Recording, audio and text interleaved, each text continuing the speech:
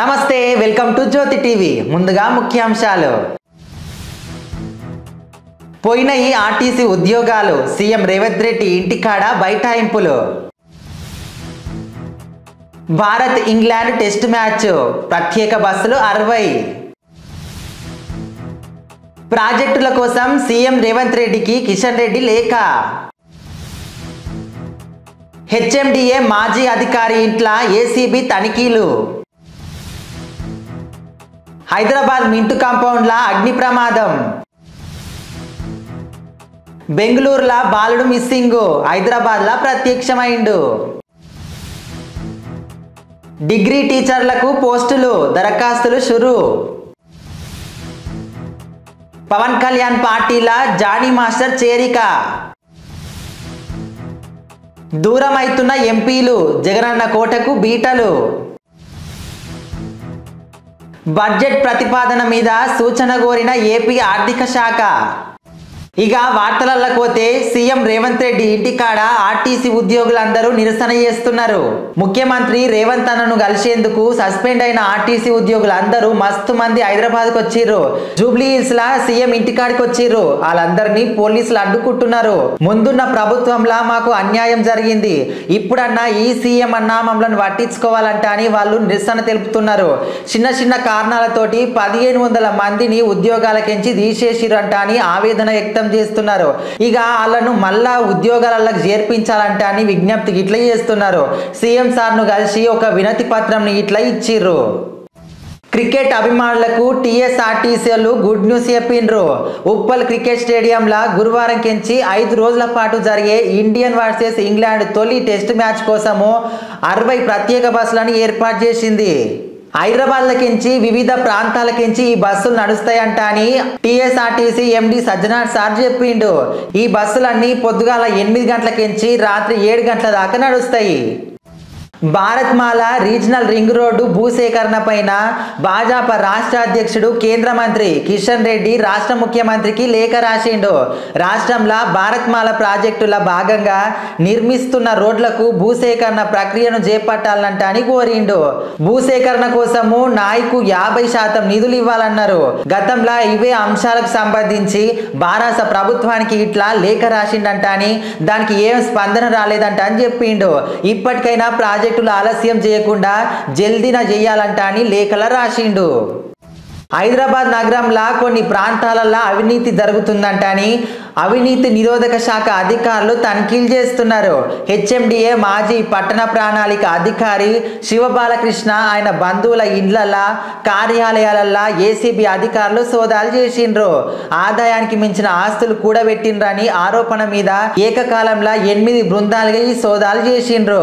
అమీర్పేటలోని HMDA కార్యాలయంలో ఇట్లా తనిఖీలు జరుగుతున్నాయి.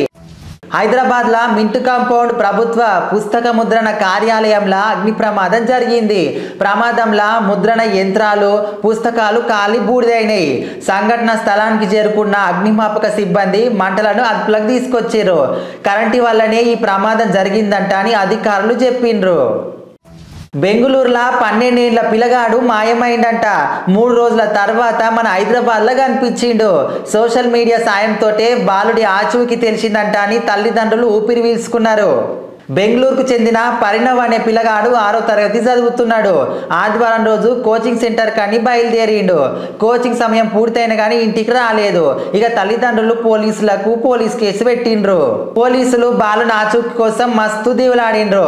ఇక ఇందులో భాగంగానే సీసీటీవీ కెమెరాలలో చూసిండ్రు.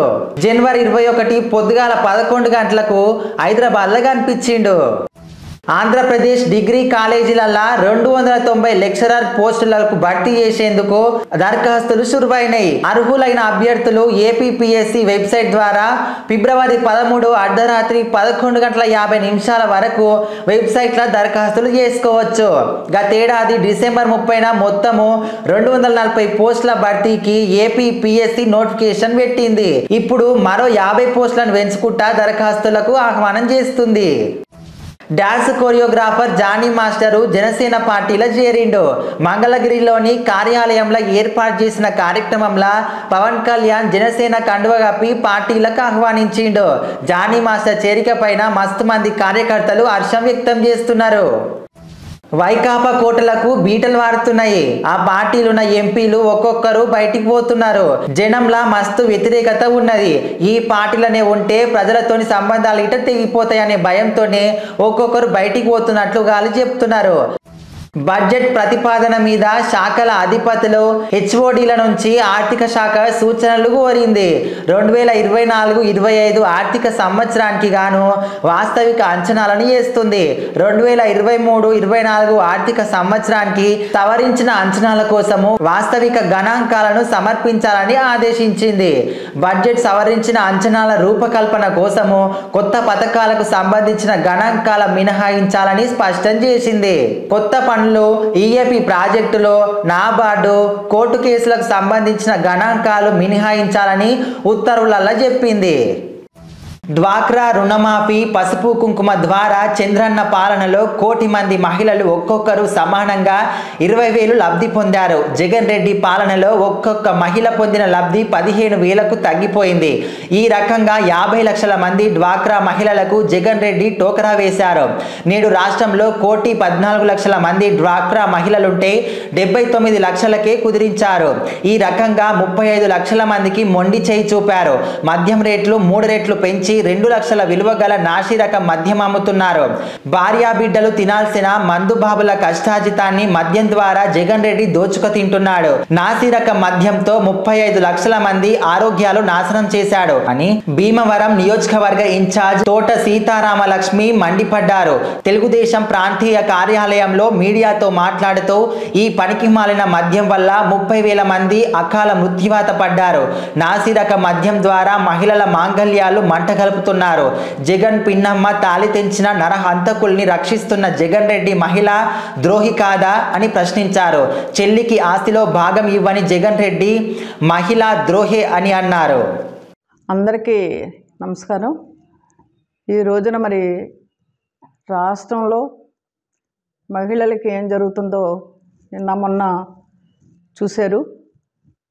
మరి మన రాష్ట్ర ముఖ్యమంత్రి జగన్మోహన్ రెడ్డి గారు మహిళల కోసం ఆసరా అనే పేరుతో ఆయన మరి ప్రతి సమావేశానికి వెళ్ళటం, నిన్న అనంతపురంలో కావచ్చు, మరి అన్ని జిల్లాల్లో కూడా ఆయన మహిళలకి ముఖ్యంగా ఆసరా పేరుతో మహిళలను మోసం చేసే విధంగా మరి ఏదైతే వాళ్ళకి ఆసరా సుమారు 3.5 లక్షల రూపాయల సీఎం రిలీఫ్ ఫండ్ చెక్కులను పంపిణీ చేసిన ఎమ్మెల్సీ ఆర్ రమేష్ యాదవ్ ముఖ్యమంత్రి జగన్మోహన్ రెడ్డి గారికి, కడప ఎంపీ అవినాష్ రెడ్డి గారికి కృతజ్ఞతలు తెలిపిన లబ్ధిదారులు.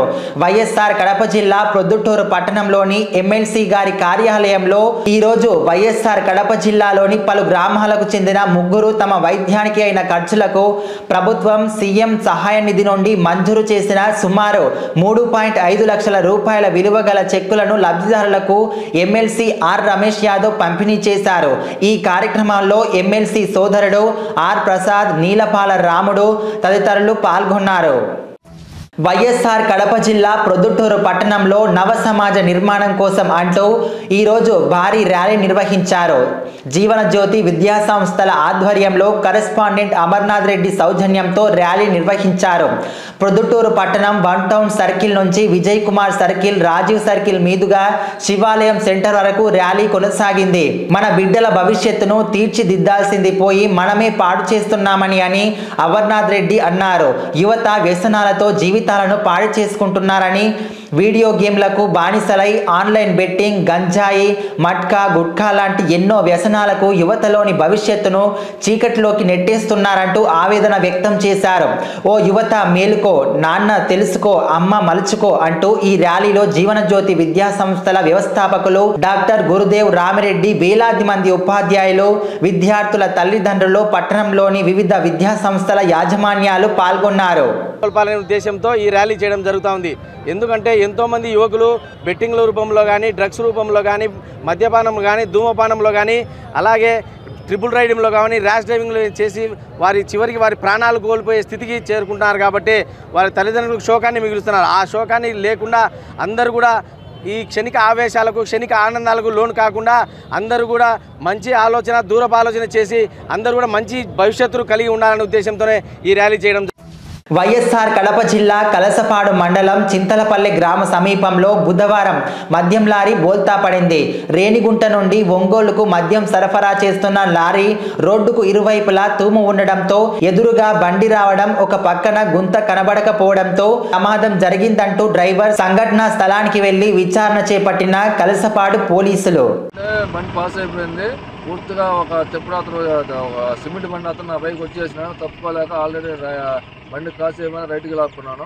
రైట్కి లాక్కోవడం మార్జిన్ తెప్పేసి హౌజింగ్ టైర్లు, ఫ్రంట్ టైర్లు తెప్పించేసిన హౌజింగ్ టైర్లు, డమ్మీ టైర్లు ఆల్రెడీ తూములోకి ఎంటర్ అయిపోయినాయి వాళ్ళు టైర్లు. సప్పని రైట్కి లాగా బ్రేక్ స్లో చేసుకుని బండి వాలిపోయింది. అంతకుమించి నేను ఎక్కువ చెప్పలేను సార్. వైఎస్ఆర్ కడప జిల్లా బుద్వేల్ పట్టణంలో బుద్వేల్ నియోజకవర్గ ప్రజలకు వైఎస్ఆర్సీపీ అధిష్టానం శుభవార్త అందించింది. ఎమ్మెల్యే డాక్టర్ దాసరి సుధాను మరోసారి 2024 ఎన్నికల్లో అభ్యర్థిగా ఖరారు చేయడంతో వైఎస్ఆర్సీపీ కార్యకర్తలు సంబరాలలో మునిగిపోయారు. బుద్వేల్ వైఎస్ఆర్సీపీ మున్సిపల్ అధ్యక్షుడు సుందర్ రామ్రెడ్డి, జిల్లా కార్యదర్శి ఈగ యుద్ధారెడ్డి వారి ఆధ్వర్యంలో పార్టీ కార్యాలయంలో కేక్ కట్ చేసి 4 రోడ్ల సెంటర్లో బాణసంచారాన్ని కాల్చి ఆనందాన్ని వ్యక్తపరిచారు. అనంతరం వారు మాట్లాడుతూ గత ఎన్నికల్లో ఇచ్చిన మెజార్టీ కంటే ఎక్కువ మెజార్టీతో జరగబోవు ఎన్నికల్లో ఎమ్మెల్యే డాక్టర్ సుధాను గెలిపించుకుంటామని స్థానిక నాయకులు ప్రకటించారు.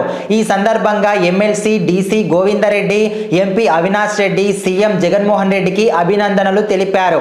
ఈ కార్యక్రమంలో municipal vice chairman Venkata Sai Krishna, Gopalaswamy, ward కౌన్సిలర్లు, వైఎస్ఆర్సీపీ కార్యకర్తలు, అభిమానులు తదితరులు పాల్గొన్నారు.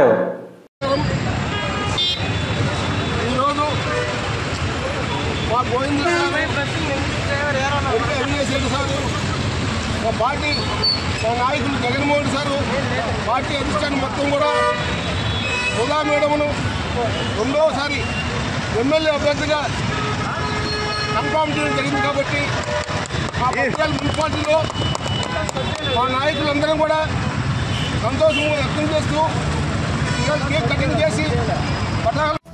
వైఎస్ఆర్ కడప జిల్లా బుద్వేలు యుఈసిడబ్ల్యూయు రాష్ట్ర 2వ మహాసభల గోడపత్రాల విడుదల, విద్యుత్ కాంట్రాక్టు కార్మికులందరినీ పర్మనెంట్ చేయాలి.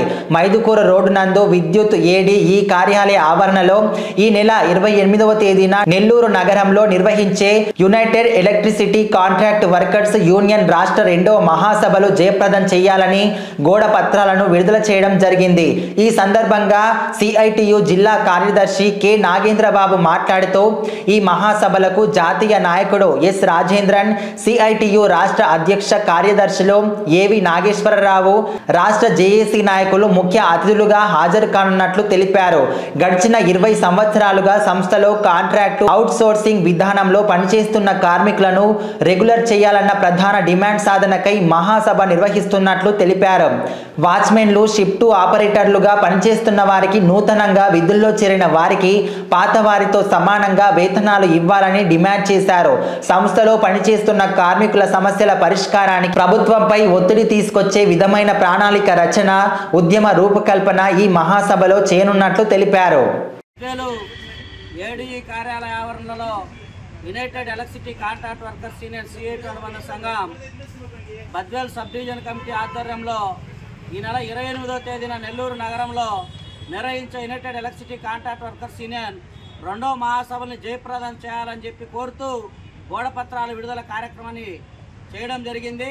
ఈ సందర్భంగా సబ్ డివిజన్ పరిధిలో ఉన్నటువంటి విద్యుత్ కార్మికులు, అట్లాగే మైదుకూరు డివిజన్లో పరిధిలో ఉన్నటువంటి విద్యుత్ సంస్థలో పనిచేస్తున్నటువంటి కాంట్రాక్ట్ కార్మికులు, మీటర్ రీడర్లు అంతా కూడా పెద్ద ఎత్తున 28వ తేదీన మహాసభలో పాల్గొని ఇవాళ వార్తలు అయిపోయినాయి. మళ్ళా రేపు వార్తలు కలుద్దాము. శనార్థి.